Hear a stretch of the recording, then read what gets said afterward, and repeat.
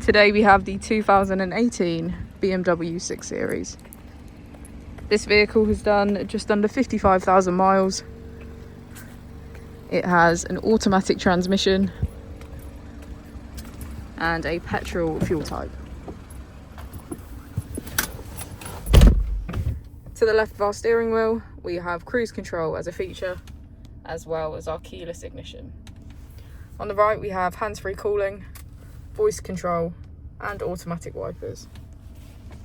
Moving on to our screen, we can access media, communication, map, navigation, connected drive, my vehicle, and notifications.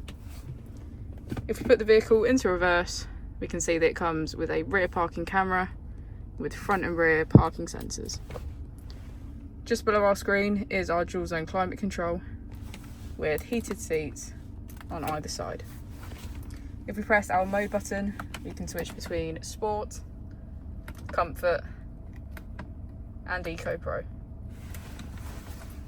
As we go into the back of the vehicle, we can get a good view of our panoramic roof and see that we have a full leather black interior.